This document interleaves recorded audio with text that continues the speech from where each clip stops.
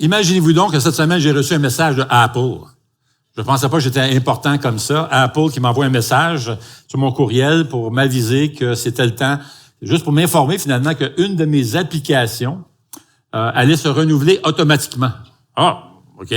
Maintenant, j'ai regardé l'application, puis c'est une application que je me sers pas beaucoup, alors j'ai voulu aller directement sur le site. Alors, j'ai cliqué sur l'image de l'application comme telle pour annuler cette inscription automatique. Et puis, lorsque j'ai reçu, tout d'un coup, j'ai un message qui m'envoie. Là. Automatiquement, quand j'ai cliqué sur l'image, wow! Il y a une image qui m'apparaît. Apple dit, wow! Attends une minute. Es-tu vraiment Normand Joseph? T'es peut-être un hacker, un pirate informatique, puis là, tu voudrais te servir de la carte de crédit de Normand. Il n'y en est pas question. Attends, on veut voir si t'es vraiment Normand Joseph. Tu nous auras pas.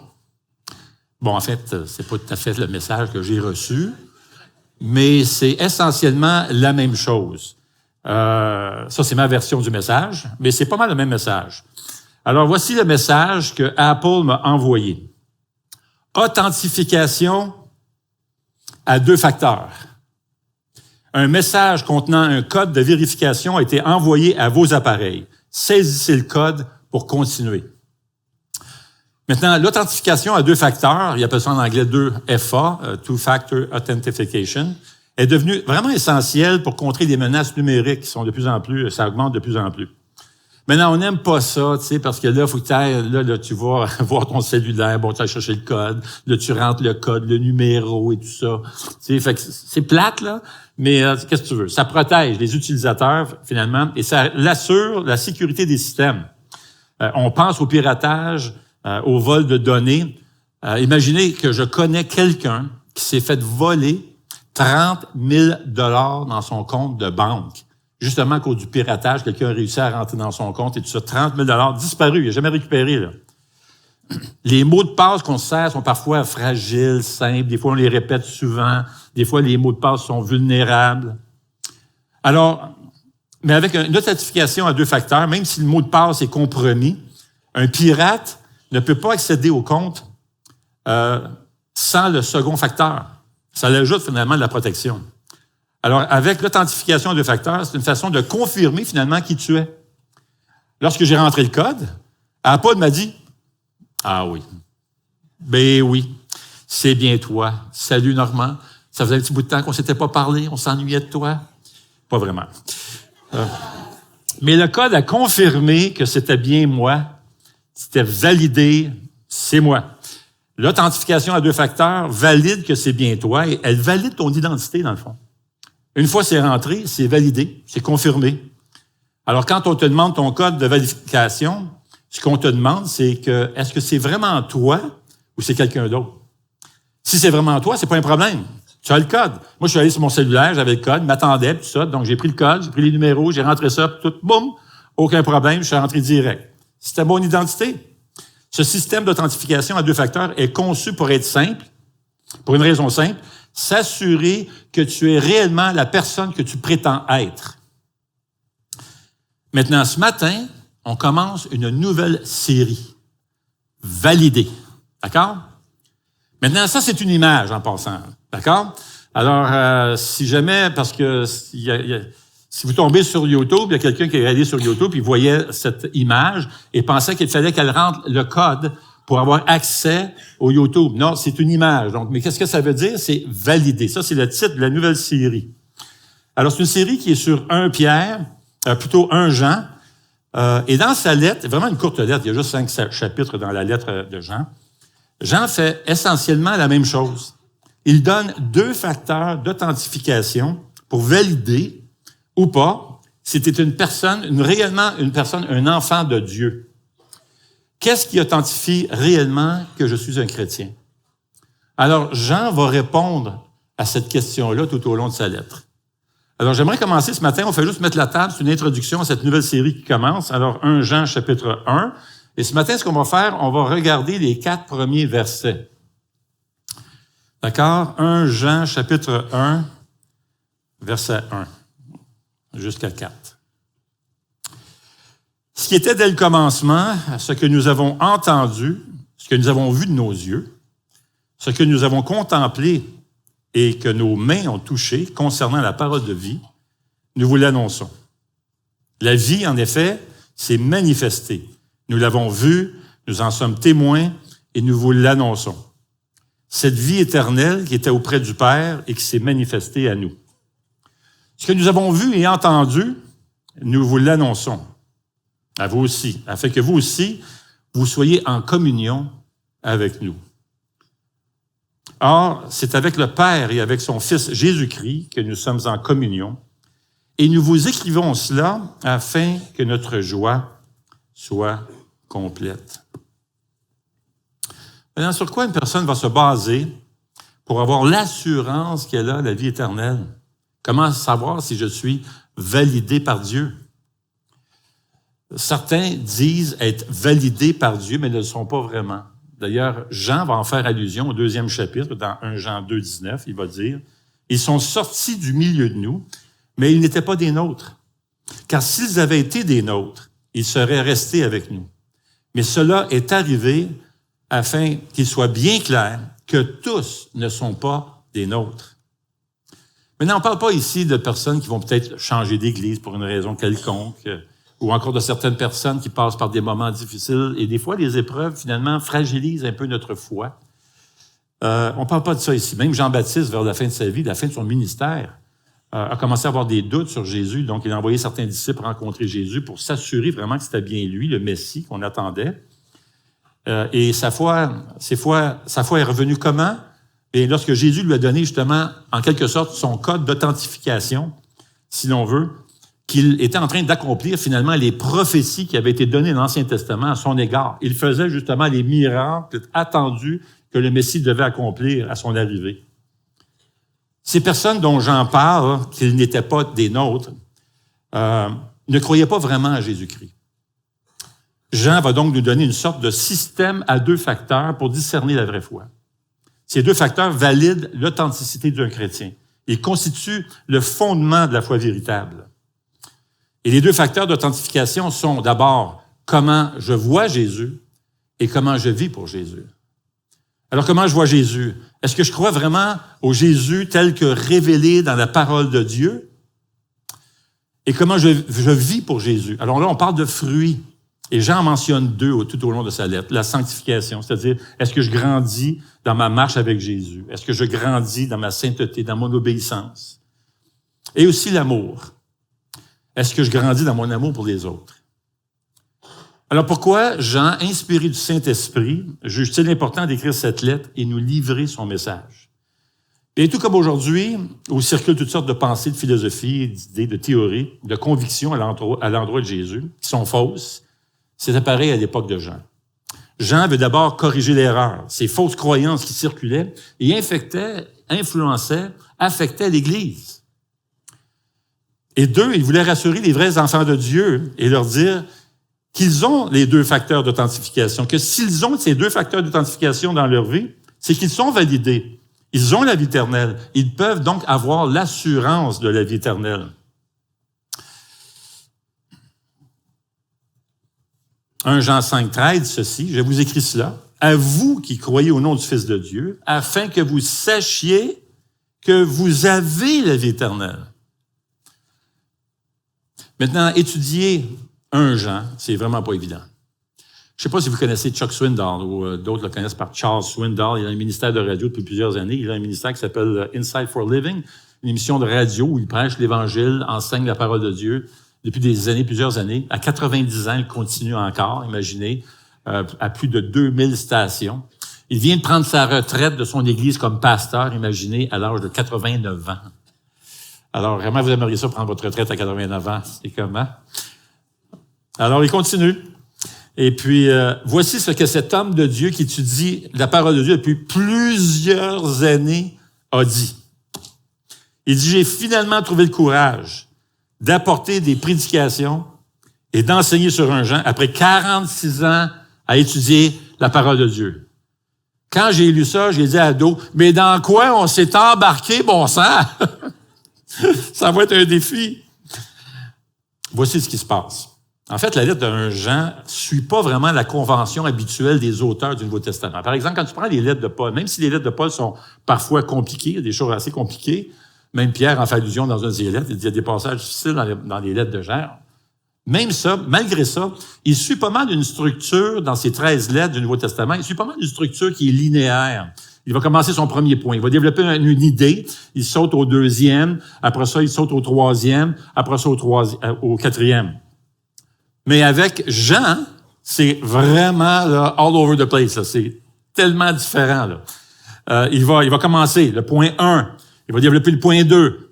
Et là, wow, il saute au 4. OK? Saute au 2. Revient au 1. Revient au 3. C'est comme... Et apparemment, c'était une façon habituelle de l'époque qu'on appelait une structure à l'époque qui se faisait, qui s'appelait amplification.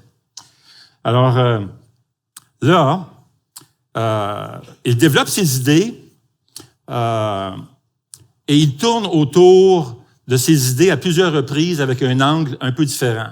Et c'est ce qui donne l'impression que quand tu lis la lettre d'un Jean, que c'est redondant, que ça revient souvent. Ah, il me semble qu'il en a parlé au chapitre 1. Oui, effectivement, il en a parlé au chapitre 1, mais il ajoute d'autres angles. Don Carson a dit ceci à propos de 1 Jean. Il dit, dans un sens, il s'agit d'un livre très simple, mais cette simplicité cache une profondeur considérable. Maintenant, ce qui va nous aider vraiment à mieux comprendre cette lettre de Jean, puis je pense que c'est important de faire cette introduction-là ce matin, c'est de comprendre ce qui se passait à l'époque d'un Jean, ces menaces d'enseignement qui circulaient, ces fausses doctrines, ces hérésies qui circulaient et affectaient aussi l'Église. Un exemple, le gnosticisme. Je vous lance le défi de le répéter 3 fois de suite. À l'époque de Jean, comme le dit Donald Burdick dans son commentaire sur 1 Jean, c'était l'époque du boom des religions à mystère, l'époque de l'occulte, l'époque de la prolifération des sectes gnostiques. D'ailleurs, c'est l'une des raisons pour lesquelles Jean va écrire sa lettre pour corriger cette hérésie qui devenait de plus en plus populaire. Ça faisait déjà des ravages et ça a duré un bon moment, au moins 200 ans. Là. C'était une hérésie qui a commencé vers la fin du 1er siècle puis a continué, a pris vraiment de l'ampleur. Et ça affectait l'Église. Alors, c'est important de corriger ces fausses pensées pour protéger l'Église. Alors, c'est quoi ça, le gnosticisme? Ça vient d'un mot qui veut dire connaissance. Et l'une des choses que cette hérésie enseignait, c'est que la connaissance était la voie du salut. Ils enseignaient ainsi que la matière était essentiellement mauvaise et que c'était l'esprit qui était bon. Ils croyaient que le monde physique était intrinsèquement mauvais. Selon eux, ce monde et tout ce qu'il contient ne pouvait pas être l'œuvre du vrai Dieu purement spirituel, mais plutôt celle d'un être inférieur et corrompu. C'est pour cette raison que les premiers gnostiques croyaient d'ailleurs que Jésus n'était pas vraiment physique, parce qu'ils pensaient que tout ce qui était physique était charnel, c'était mauvais. Ils rejetaient donc l'incarnation physique de Jésus venue dans la chair. Le refus de croire à l'incarnation, Dieu qui s'est fait homme, Jésus, le refus de croire que Dieu s'est fait homme, a pris vraiment à l'intérieur du gnosticisme 2 formes. Un groupe croyait que le corps de Jésus n'était pas réel, pas physique. C'était simplement, ça semblait seulement l'être, mais c'était pas un être vraiment physique, c'était un fantôme. Alors, c'était pas la vraie chair, mais juste un esprit fantôme. C'était finalement de la superstition. Une autre forme enseignait que l'esprit de Jésus était descendu sur l'homme, Jésus, lors de son baptême, mais il l'avait laissé avant la crucifixion. Maintenant, c'est ce que Jean va corriger tout au long de sa lettre. Il va commencer sa lettre en établissant solidement qui est vraiment Jésus. Et ce que tu crois de lui valide ou pas ta relation avec Dieu. Maintenant, vous pouvez comprendre que si la matière n'est pas importante, tu peux faire ce que tu veux finalement avec ton corps. Et c'est ce qu'il pensait. C'est pas important. Tu peux mener la vie que tu veux, tricher aux impôts, mentir, tricher, voler, tout ce que tu veux. C'est pas important, c'est le corps, c'est la matière, c'est mauvais ça. C'est le spirituel qui est important. Alors, les gnostiques étaient donc indifférents aux valeurs morales et à une conduite qui allait plaire à Dieu. Cherchez pas ça. Pour eux, le corps n'était que la prison dans lequel l'Esprit s'incarnait. Le péché commis dans le corps n'avait aucun rapport avec l'Esprit. Et bien, les gens pensent la même chose, essentiellement, pas tout à fait aussi sophistiqué, mais grosso modo, pas mal la même chose. Tu peux croire en Dieu, tu peux croire en Jésus, etc., mais tu peux mener la vie que tu veux, c'est pas important, ça. C'est comme si on sépare les deux. Alors, Jean va corriger ses mensonges à plusieurs reprises. Remarquez ce qu'il dit, chapitre 1, verset 6, il dit « Si nous disons que nous sommes en communion avec lui tout en marchant dans les ténèbres, nous mentons et nous ne mettons pas la vérité en pratique. » Avez-vous remarqué ce qu'il dit? « Si nous disons », ça fait référence à qui, ça? Ça fait référence à ces personnes-là, ces faux docteurs-là qui enseignaient ces hérésies. Et il va le faire plusieurs fois, il va corriger tout au long de sa lettre, pendant les 5 chapitres. Il va dire au chapitre 1, verset 8, « Si nous disons », chapitre 1, verset 10, « Si nous disons », chapitre 2, 4, « Celui qui prétend », chapitre 2, verset 6, « Celui qui affirme », et chapitre 2, verset 9, « Celui qui prétend ». Alors, il fait ça à travers toute sa lettre. Il est toujours en train de corriger ces hérésies qui circulaient. Alors, c'est comme ça tout le long. Mais en plus de leurs erreurs sur la personne de Jésus et sur la sainteté, il y avait un autre gros problème aussi. C'était un manquement d'amour. Il manquait beaucoup d'amour. Les gnostiques, par exemple, se percevaient comme l'élite spirituelle, les seuls détenteurs de la connaissance spirituelle. Eux autres avaient vraiment, là, ils étaient branchés, là. Alors, ils se moquaient de ceux qui n'avaient pas reçu la même connaissance. Ils étaient arrogants, dépourvus de sainteté, mais aussi dépourvus d'amour. Beaucoup d'orgueil. C'est pourquoi Jean va dire au chapitre 4, verset 1, si quelqu'un dit, si quelqu'un dit « j'aime Dieu », alors qu'il déteste son frère, c'est un menteur. Il traite ces faux docteurs de menteurs. Donc, de faux enseignements sur Jésus, de faux enseignements sur la façon de vivre, c'est-à-dire la sainteté, et de faux enseignements sur l'amour. Alors, que fait Jean? Il va confronter le mensonge avec la vérité. Alors, les deux facteurs pour savoir si on est validé par Dieu, si notre relation avec Dieu est vraie, commencent en croyant au vrai Jésus et en cherchant la sanctification qui va se traduire par l'obéissance et l'amour. Mais Jean va commencer avec Jésus. Le fondement de la foi véritable commence avec Jésus, c'est la fondation. La personne de Jésus est centrale à la foi authentique. Ce que je crois de Jésus, ça fait toute la différence. Jean ne perd pas de temps à entrer dans le vif du sujet. Il prend même pas de temps de saluer les gens, pas de salutation dans sa lettre. Il prend même pas de temps de se nommer. Absolument, les auteurs du Nouveau Testament vont se nommer, moi, Paul, etc. Pas du tout. Suite, il rentre dans le vif du sujet. C'est tellement critique de mettre par écrit la vérité inspirée par l'Esprit Saint ici.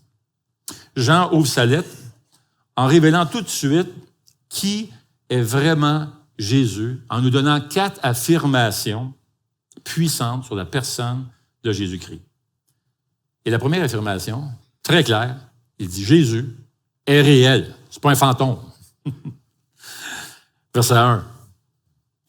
Ce qui était dès le commencement, ce que nous avons entendu, ce que nous avons vu de nos yeux, ce que nous avons contemplé et que nos mains ont touché concernant la parole de la vie, nous vous l'annonçons.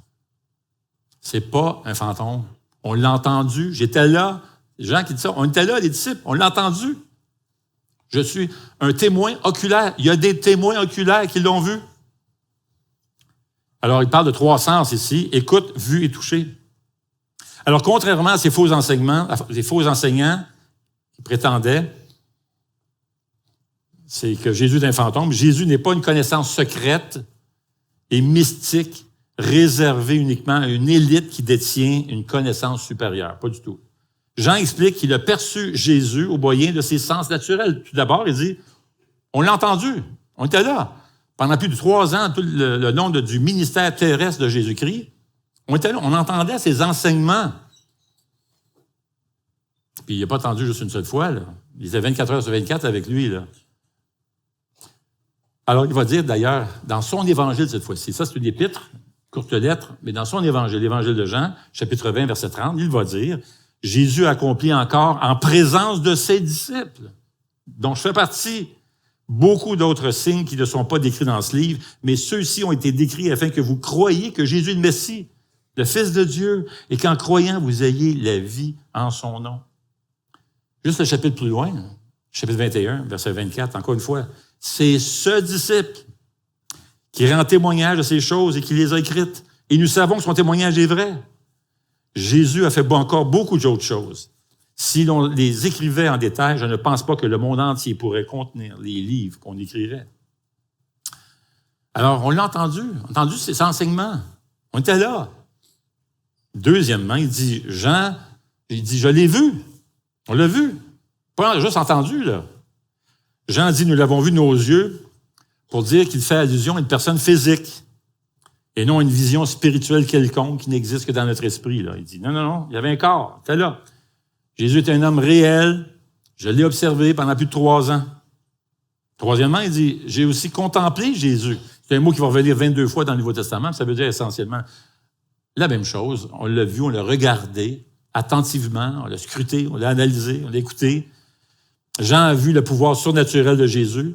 Son pouvoir sur la nature, il a calmé la tempête, il a nourri plus de 4000 hommes, ça veut dire avec les enfants puis les parents et tout ça, ça veut dire peut-être 20 000 personnes. Une autre fois, il a nourri 4000 hommes, donc avec les enfants, parents, famille, les mères et tout ça. Un autre 20 000 personnes. On l'a vu, on était là. On a vu ces miracles-là. Il a guéri la belle-mère de Simon, il a guéri un aveugle de naissance, plein d'autres miracles, tout aussi extraordinaires les uns des autres. On lit même un passage, des fois on passe vite là-dessus, là, qui rentre dans une ville puis il sortait puis il n'y avait plus de malades, là. Imagine-toi, là, tu sais, les hôpitaux qui font faillite, là, c'est comme incroyable, là, il y a tellement fait de miracles, c'est pour ça qu'il va dire à la fin de son évangile, il dit, il y en a tellement fait, écoutez, je peux même pas les écrire, j'en ai choisi quelques-uns. 4, il dit, j'ai également touché Jésus. On l'a touché. Il y a un corps, c'est pas un fantôme, là.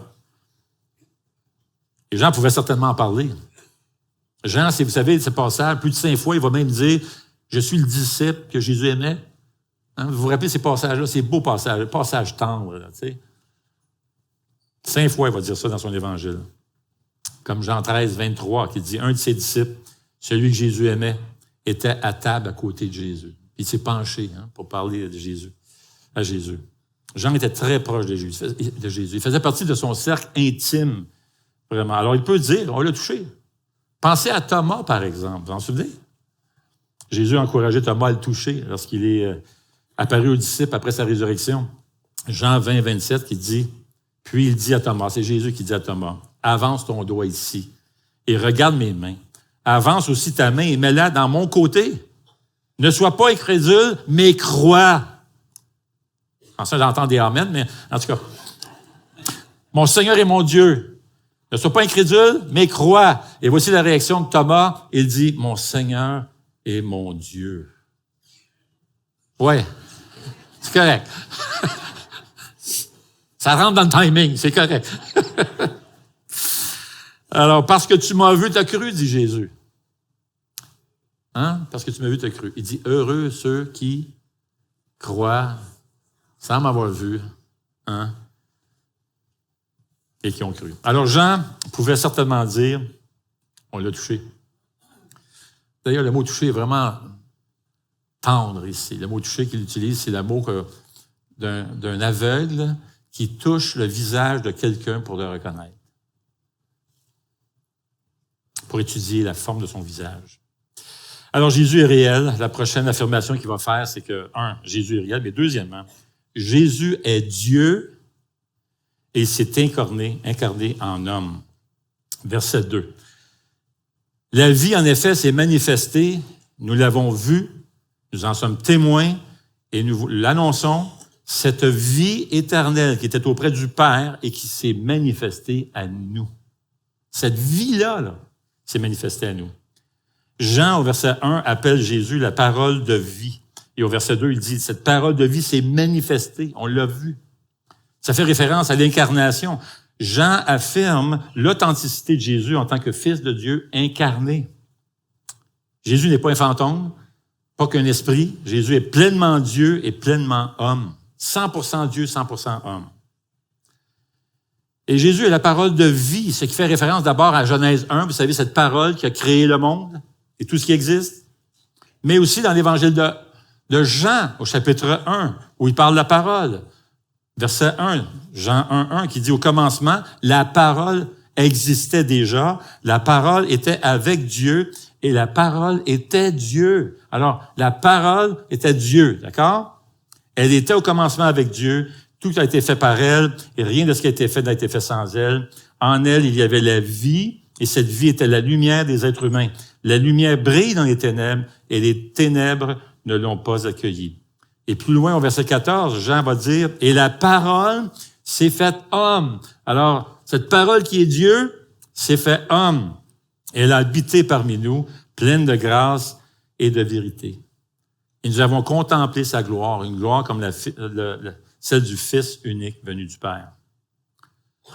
Pour Jean, le mot Dieu désigne à la fois le Père et le Fils, qui est venu apporter la vie dans le monde. Verset 2 dit ceci, « La vie, en effet, s'est manifestée, nous l'avons vu, nous en sommes témoins, et nous vous l'annonçons. » C'est ce que nous vous annonçons, c'est ce qu'on vous présente, c'est le message. Cette vie éternelle qui était auprès du Père et qui s'est manifestée à nous. Ce que nous avons vu, entendu, nous vous l'annonçons. 2 fois, c'est ce qu'on vous annonce, c'est notre message. En d'autres mots, le message qu'on vous donne sur la vie éternelle en Jésus, c'est basé sur le fait que nous avons vu, entendu, touché de nos propres mains. Alors Jean proclame un message qui a été incarné dans une personne, la personne de Jésus-Christ. Alors Jean était donc un témoin véritable, crédible. C'est pourquoi il proclame son message. Et quel est ce message? Bien, il le dit. On vous annonce le don de la vie éternelle en Jésus-Christ. On vous annonce la parole de vie. Et le mot « vie » va revenir, juste 5 chapitres, va revenir 14 fois dans cette lettre, courte lettre. Et c'est ce qui nous incite aussi à l'Église de Sentier, comme pasteur Dominique le mentionnait ce matin. Là. C'est ce qu'on veut. On veut saturer cette ville avec ce beau message de la vie éternelle qui se trouve en Jésus. C'est la prochaine affirmation que Jean fait sur Jésus. Il est la source de la vie éternelle, verset 3. Ce que nous avons vu et entendu, nous vous l'annonçons, afin que vous aussi, vous soyez en communion avec nous. Or, c'est avec le Père et avec son Fils Jésus-Christ que nous sommes en communion. Jean proclame la parole de vie afin que tous les croyants réalisent qu'ils sont en communion avec Jésus-Christ et les autres croyants. C'est relationnel, qu'on a une relation intime avec Dieu, avec le Seigneur Jésus. Le mot communion, ici, utilisé dans l'original, signifie participation, partage. Jean veut absolument nous enraciner dans la vérité qu'il n'y a pas de communion avec Dieu si elle n'est pas fondée sur l'œuvre personnelle du Seigneur Jésus-Christ. Notre communion avec Dieu se fait par l'intermédiaire du Seigneur Jésus. Maintenant, le péché a rompu cette communion et Jésus a dû venir pour vivre la vie que nous ne pouvons pas vivre, mourir de la mort que nous aurions dû mourir et revenir à la vie en triomphant du péché et de la mort. Il est notre avocat, notre justice, il est notre propitiation. Propitiation désigne le sacrifice de Jésus-Christ qui apaise la colère de Dieu et rétablit la relation entre Dieu et les hommes. Jean explique que lorsque les gens entendent le message sur Jésus et qu'ils croient, ce message les fait entrer dans une relation réelle avec Jésus lui-même et dans une participation réelle à l'amour et à la vie de Dieu. Dans l'une de ses lettres, l'apôtre Paul va terminer sa lettre avec cette bénédiction. Il va dire dans 2 Corinthiens 13 que la grâce du Seigneur Jésus, l'amour de Dieu et la communion du Saint-Esprit soient avec vous tous. Cette communion, cette relation intime. Avec Jésus, nous sommes en communion avec Dieu. On peut donc comprendre la dernière affirmation de Jean. Jésus est la source de la joie parfaite. Verset 4. Et nous vous écrivons cela afin que notre joie soit complète. Jésus procure une joie entière et une satisfaction parfaite. C'est Jésus lui-même qui l'a dit dans Jean 15, verset 11. « Je vous dis cela afin que ma joie demeure en vous et que votre joie soit complète. » Martin Lloyd-Jones dit quelque chose de vraiment intéressant sur la joie du Seigneur. Pour expliquer la joie que la Bible présente, elle est différente. Pour définir la joie au sens du Nouveau Testament, dit-il, nous ne consultons pas le dictionnaire, on consulte le Nouveau Testament. Il s'agit de quelque chose d'assez particulier qui ne saurait s'expliquer. Il s'agit d'une qualité qui appartient à la vie chrétienne dans son essence. Le monde n'a jamais vu personne qui connaissait la joie comme le Seigneur l'a connue. Et pourtant, c'était un homme de douleur et habitué à la souffrance. La joie est quelque chose de très profond, quelque chose qui influence toute la personnalité. Autrement dit, elle conduit à cela. Une seule chose peut procurer la vraie joie, et c'est la contemplation du Seigneur Jésus. Il satisfait mon esprit, il satisfait mes émotions, il satisfait chacun de mes désirs. Lui et son grand salut englobent toute la personnalité, rien de moins. Et en lui, je suis complet. La joie, en d'autres mots, est la réponse et la réaction de l'âme à la connaissance du Seigneur Jésus. Alors, voilà ce que nous dit Jean sur Jésus. Jésus est réel, il est le Dieu fait homme, il est la source de la vie éternelle et de la joie parfaite. J'inviterai les musiciens à venir. Un jour, il y a un pasteur du nom de Rittenhouse et sa famille qui était en vacances. Alors, ils ont pris leur voiture, s'en vont sur la route et tout d'un coup, ils voient une voiture juste en avant d'eux. Et la voiture il y avait un coffre sur le toit, la voiture devant eux. Il y avait un coffre assez gros sur le toit. Et eux conduisaient. Et puis, tout d'un coup, le coffre est parti revoler dans les airs, se retrouver sur le bord du chemin. Alors, Rittenhouse et sa famille ont détourné la voiture pour aller chercher le coffre. Alors, prennent le coffre, la mettent dans la voiture, part avec la voiture, essaie de rejoindre l'homme qui est parti, mais était tellement plus loin que finalement, ils n'ont jamais réussi à le rejoindre. Alors, ce qu'ils ont fait, c'est qu'ils se sont dirigés là où ils devaient aller, ils sont arrêtés, puis ils ont commencé à fouiller dans le coffre pour voir s'ils n'allaient pas trouver l'adresse finalement de cet individu. Mais ils n'ont jamais trouvé l'adresse, mais ce qu'ils ont fait finalement, ils ont trouvé une médaille, pas une médaille en or, mais une médaille couleur or, une médaille d'or en quelque sorte. Puis il y avait quelque chose d'écrit dessus. C'était écrit « Donné à Otis Simpson lors de sa retraite par la Portland Cement Company ».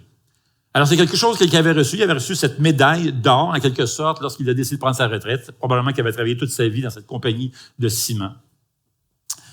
Alors, lui et sa famille, le pasteur et sa famille ont commencé à faire des recherches pour voir s'ils n'allaient pas trouver finalement l'adresse d'Otis Simpson. Ils ont réussi à le trouver, finalement, et ils ont écrit pour lui dire « Nous avons votre valise, et nous l'avons trouvée, nous voulons vous la remettre. » Le gars a répondu avec une autre lettre, il a envoyé une lettre, puis il a dit ceci, « Écoutez, laisse faire le coffre, ça m'intéresse pas, ce qu'il y a dedans, d'ailleurs, c'est insignifiant, mais je veux absolument avoir la médaille d'or. » Médaille qui valait peut-être 20 $, là, mais je veux absolument avoir la médaille d'or. Maintenant, pouvez-vous me la rendre, s'il vous plaît? Et voici ce qu'il a dit à plusieurs reprises dans sa lettre. Cette médaille est mon bien le plus précieux. Une pièce d'or de 20 $ donnée à Otis Simpson lors de sa retraite. Alors, le pasteur et sa famille lui ont envoyé, mais le pasteur Rittenhouse lui a écrit une lettre et lui a dit ceci. « Cher M. Simpson, je vous envoie ceci tel que demandé. Vous avez mentionné que c'était votre bien le plus précieux. Puis-je avoir l'audace de vous dire que ce que je possède de plus précieux? » Alors, il a fait part à Otis de sa relation avec Jésus-Christ et a expliqué comment cet homme aussi pouvait connaître le Seigneur Jésus d'une façon personnelle, comme Sauveur et Seigneur. 1 an plus tard, jour pour jour, le pasteur Rittenhouse a reçu une lettre, une enveloppe d'Otis Simpson dans laquelle figurait la pièce d'or. La même. Il a dit, « Je vous la rends pour que vous la gardiez. » Parce qu'a-t-il dit, « Ce n'est plus ma possession la plus précieuse. » Il dit, « Maintenant, nous sommes des membres actifs d'une Église qui prêche la Bible, la parole de Dieu. Et je veux que vous sachiez, monsieur, que Jésus-Christ est mon bien le plus précieux. » Amen. N'est-ce pas merveilleux? Amen.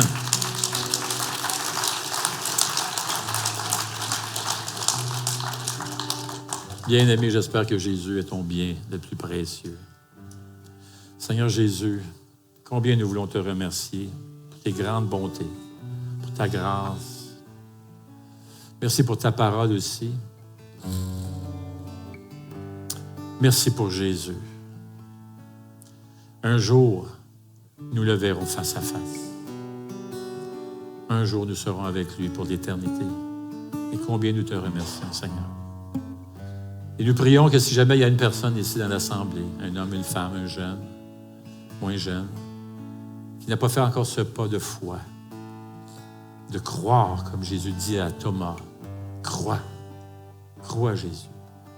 Et bien que ce matin même, il puisse ouvrir son cœur à toi.